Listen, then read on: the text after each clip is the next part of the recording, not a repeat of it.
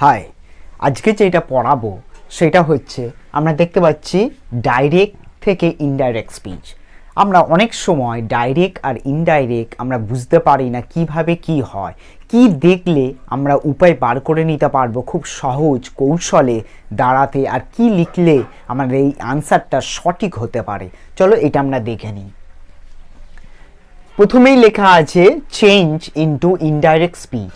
তাহলে আমাদের 1 নম্বর কোশ্চেনে লেখা আছে I said to him, okay, invited কমার মধ্যে আছে will you share your tiffin with me, question mark আছে। দেখো, যখন তোমার কোশ্চেন মার্ক থাকছে তার মানেই আমরা বুঝতে পারছি যে এইটা আমার কোশ্চেন জিজ্ঞাসা করছে। যখন তোমার কোশ্চেন হবে তখন তোমার এই ভার্বটা আমার আক্সড হয়ে যায়, চেঞ্জ করে আমাকে আক্সড, আর টুটা উঠে যায়।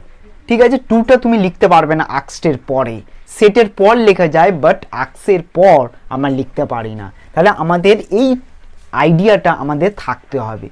তাহলে আমরা লিখি আই আক্সড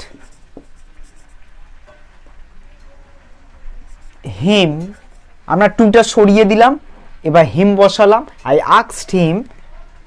এইবারে যখন তোমার দেখছো কোশ্চেন তখন সেই সময় আমরা ইফ বা ওয়েদার ইউজ করি। তুমি যে কোনো একটা ইউজ করো, ইফটাই আমি ইউজ করছি, ইফ বা ওয়েদার। ঠিক আছে, তারপরে আমরা কি করব, সাবজেক্ট দেবো। তাহলে সাবজেক্টের মধ্যে উইল তো আমাদের মডেল ভার্ব, আমাদের এইটা দেবো না। তাহলে আমার সাবজেক্ট ইউ, ইউ কাকে বোঝাচ্ছে, ইউটাকে জানতে হবে কাকে।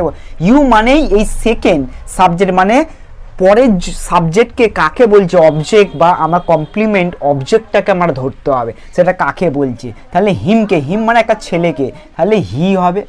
ইফ হি, তারপর উইলটা তোমার পাস্ট টেন্স হয়ে যাবে, পাস্ট উড।